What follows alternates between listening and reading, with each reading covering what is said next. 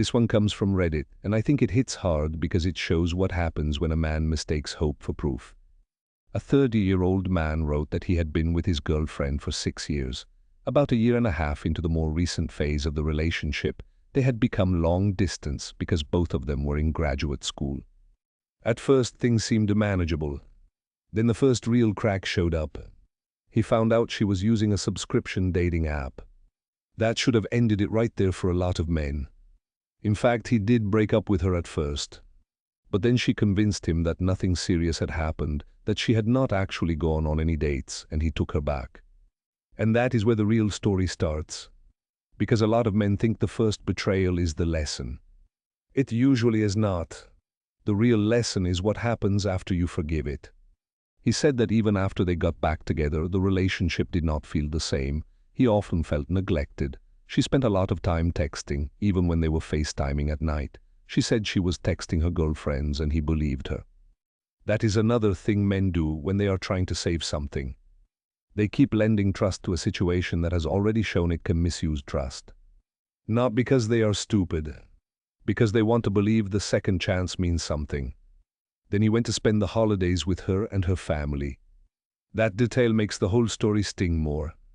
Because when a man's partner's family treats him like he belongs there, it becomes even harder to accept that the relationship underneath that image may already be collapsing.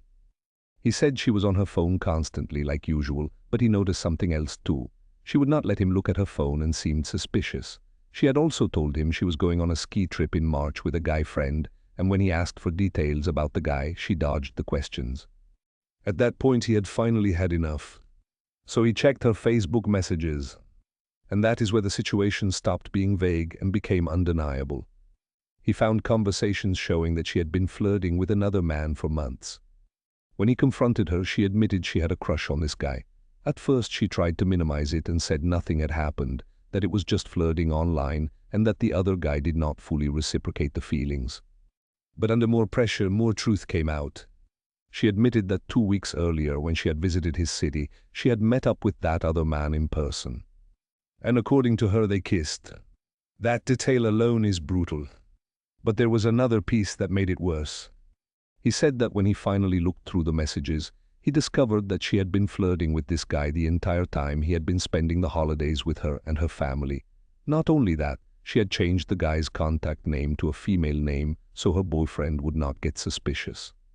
And not only that, she had not even told the other man they were back together. In those conversations, she was still referring to her boyfriend as her ex. That part is the real knife in the story. Because cheating is not just about the hidden behavior.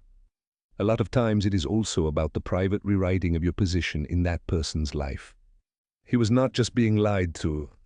He was being downgraded behind the scenes while still being expected to show up like a boyfriend in public. And that is one of the clearest signs a relationship is already dead in practice, even if the official breakup has not happened yet. Quick comment here. Once someone starts editing your role in their life depending on who they are talking to, you are not standing inside a secure relationship anymore. You are standing inside somebody else's convenience. He said she was apologetic when confronted.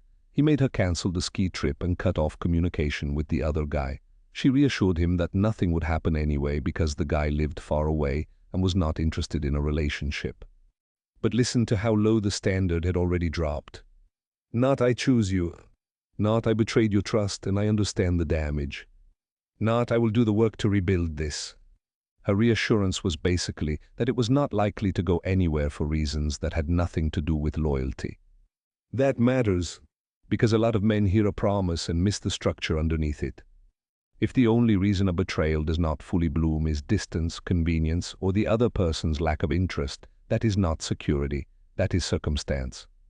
Now imagine what it felt like for him in that moment. He was not finding all of this out at home where he could leave, think, and process alone.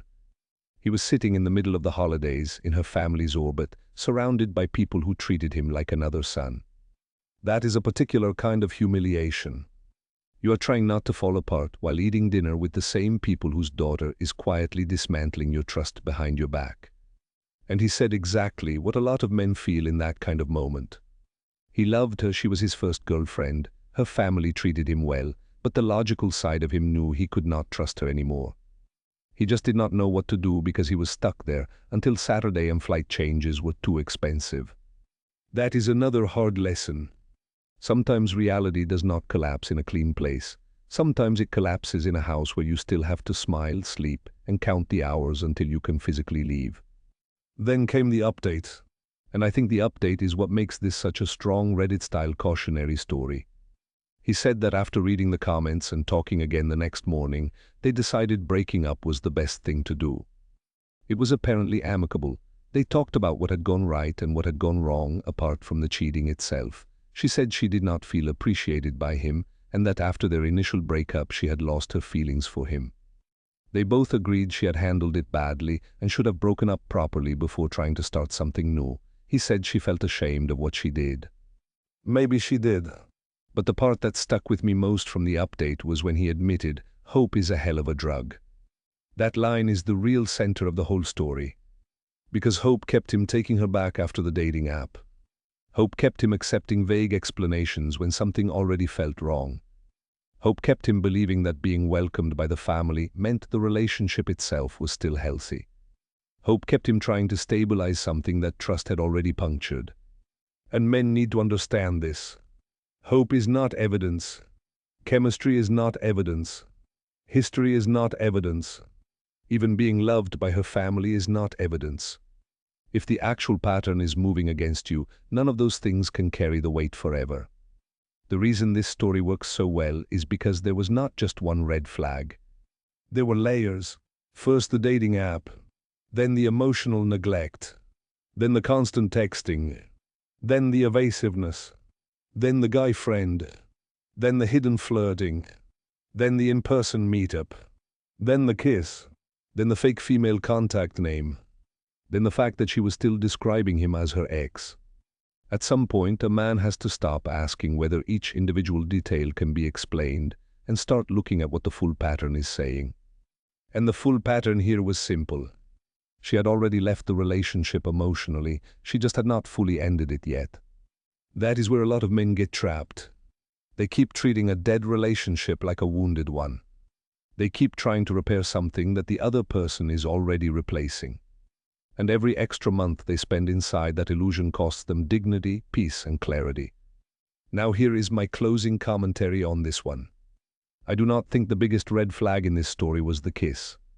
I think it was the combination of repeated dishonesty and the way she kept him emotionally active while privately repositioning him as optional. That is what really destroys trust. A second chance is not supposed to run on hope alone. If you forgive a betrayal, the relationship should come back with stronger honesty, more transparency, and clearer effort. Not more hiding, not more vagueness, not a renamed contact in a phone, not another man getting the truth while you get the edited version. So if you are ever in a situation where trust was already broken once, do not judge the second chance by how badly you want it to work. Judge it by what actually changes. And if the red flags keep stacking after the reconciliation, understand what that means. You are not watching a relationship recover. You are watching yourself delay the pain of accepting that it is over. And the sooner a man learns the difference, the sooner he stops pouring loyalty into something that is only surviving because hope keeps covering for reality.